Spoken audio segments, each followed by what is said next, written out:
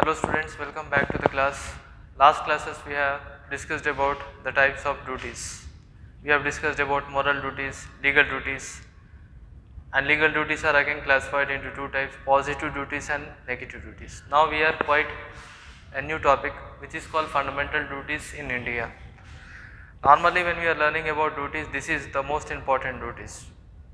During the last class we have discussed about legal duties, etc. In this class we are going to discuss about what is meant by fundamental duties. Okay, now fundamental duties are nothing but these are the basic duties. First of all, it is very important to know that from where the duties were incorporated. These duties were actually from the Russian constitution. Okay, we got the fundamental duties. So fundamental duties are mainly copied from the Russian constitution. So whatever the fundamental duties we have enacted in Indian constitution, that was actually formulated by Russia. Okay. Now in these duties there are various duties which are given to the citizens and the citizens have to discharge the duty. Overall there are nearly 11 fundamental duties are there. In this level fundamental duties, in this class we will discuss the 4 important fundamental duties. In the next class remaining 6 we will discuss it. Okay, like that we will go forward. Now we will go forward. So first one, if you see that article 51A, according to article 51A of the Indian constitution provides that there are totally 11 fundamental duties. So Indian constitution has been incorporated according to the article 51A that total number of fundamental duties are how much? There are totally 11 fundamental duties are there.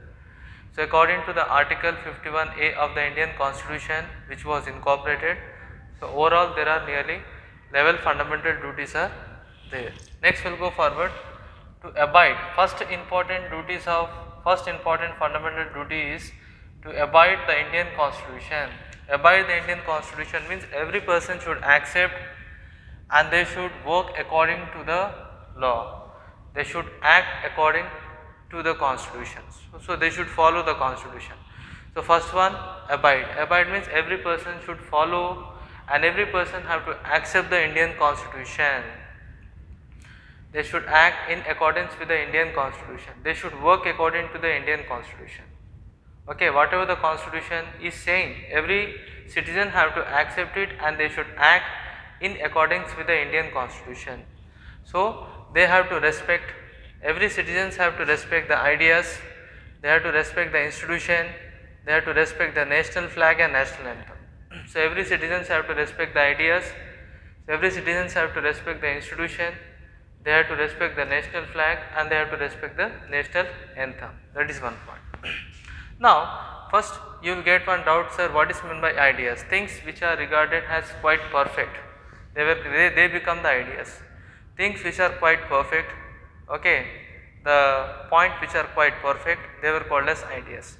So every person should, every Indian citizens should accept the constitution, they should act in accordance with the constitution and every citizen should respect the following things. First one, they should respect the ideas, they should respect the institutions, they should respect the national flag and also they have to respect the national anthem. So this is the rights for all the citizens. Next important fundamental duties are to cherish and follow. Cherish is nothing but we have to protect and we have to take care. Okay, whatever the ideas which we got, okay, we have to take care of that ideas. We should take care and we should protect the ideas. So we should cherish and we should follow the noble ideas during the freedom struggle. So whatever the ideas, okay, children, we got independence after performing these ideas, these noble ideas during freedom struggle. Okay, whatever the ideas we got from the freedom struggle, we should protect and we have to take care of it. So we should never forget it. Okay, we have to take lot of care of this idea. So to cherish and follow the noble ideas mean the ideas which is quite superior and brilliant idea. So that idea which act as a set an example for other ideas which are quite superior and brilliant idea, that is called as noble idea. So we should always protect and we have to take care of that noble ideas which we have followed during the freedom struggle, like satyagraha, truth, non-violence. Okay, because of these ideas only we got independence. Non-violence, ahimsa, because of satyagraha, okay, because of truth, okay, because of these ideas, these were also called as noble ideas of Mahatma Gandhi. So because of these ideas we were able to get independence. So that's why we should always take care of these ideas, we should protect these ideas, and we should never forget these ideas. Because of these three important ideas, or there are many ideas, because of these noble ideas we can able to achieve independence, and that's why we have to protect and we have to follow these noble ideas which we have propagated during freedom struggle. Okay, when we are struggling for freedom during the British rule, when we are struggling for freedom, we have followed these noble ideas. So whatever the noble ideas they have followed during the freedom struggle, we should always take care of that idea, we should protect the idea, okay, and we should propagate that idea. The third important things we'll study is to uphold and protect. So it's a responsibility of every citizen that they should protect the sovereignty, they should protect the unity as well as integrity of the country.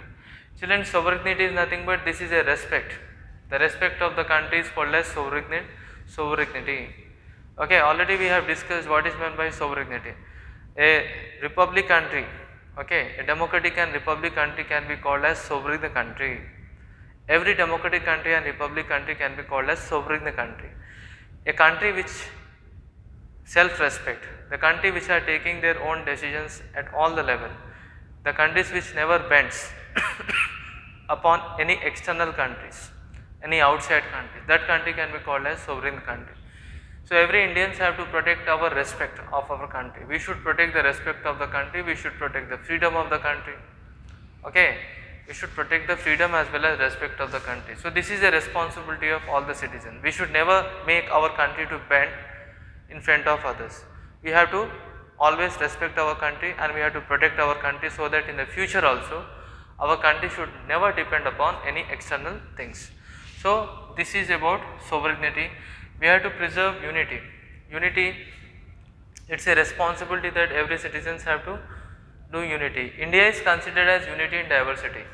Okay, because in our country unity is very important. We have lot of differences, but even though we have differences, we are still living together. And in the future also, it's a responsibility of citizens that in the future also they should maintain the same unity.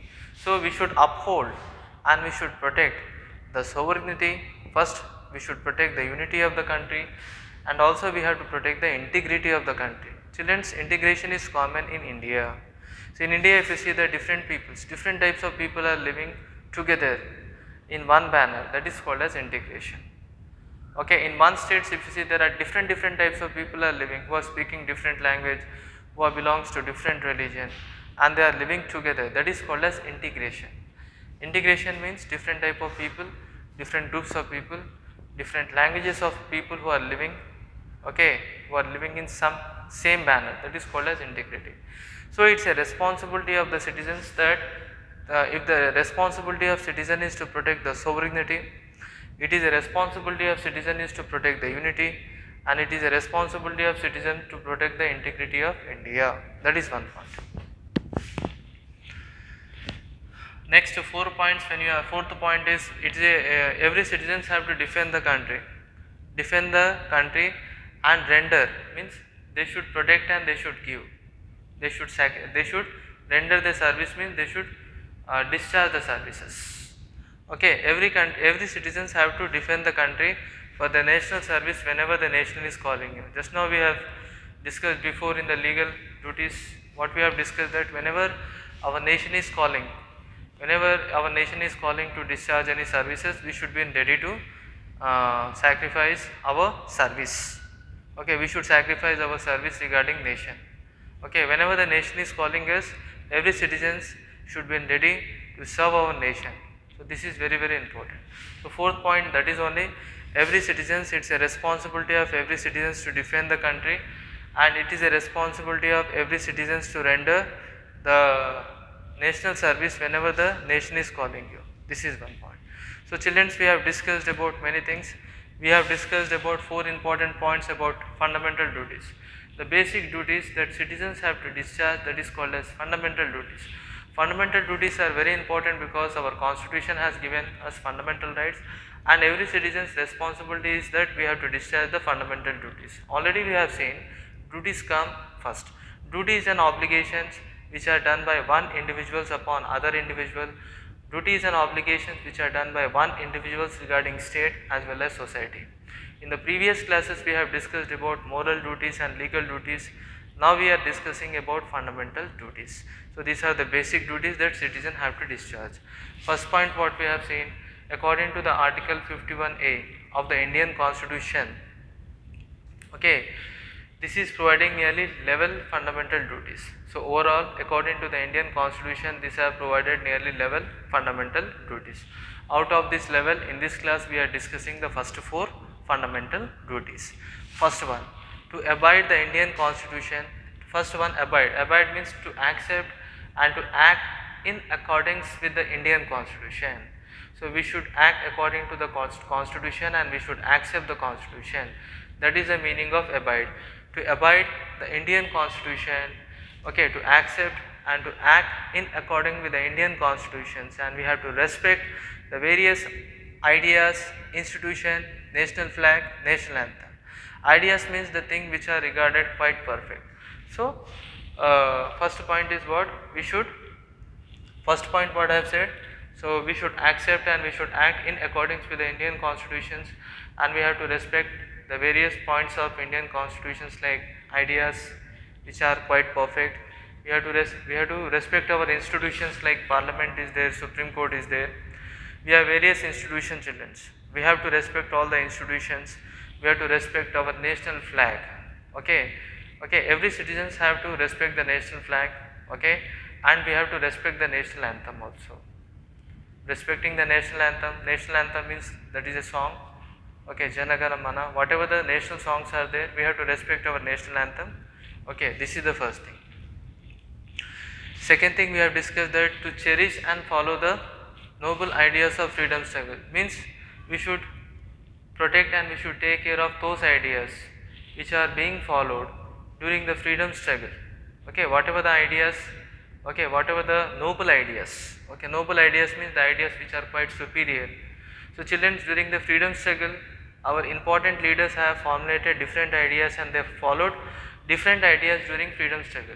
So we should protect that ideas today also. We should never forget that ideas, because through that ideas only our leaders, they can able to achieve independence, like truth, non-violence, satyagraha. All these are one of the important ideas. So we should protect and we should take care of these ideas, but we should never forget these ideas. Third important point we have discussed, that we should uphold and we should protect the 3 important things. We should protect sovereignty, unity as well as integrity of the country. First one, sovereignty. So we should protect the sovereignty, respect of the country, supreme respect of the country. We should never make our country to bend in front of any external affairs. Okay, our country, sovereign country means the country which is supreme power. Every republic country can be called as sovereign country, because that country can take its decisions internally, externally. Okay, so republic country. So we should protect the freedom of the country, respect of the country. We should protect our unity. Okay, our unity should not be, our unity should uphold for a long period of time. We should protect the unity of the country as well as integrity.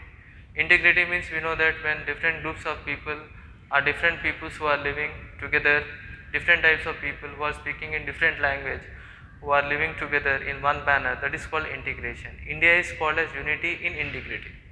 We are living in unity as well as we are living, all the people are not living, all the people in our countries are speaking in different language, different culture, they are following different religion and they are living together. Different types of people who are living together is called as integration. So we have to protect the sovereignty, unity as well as integrity of India.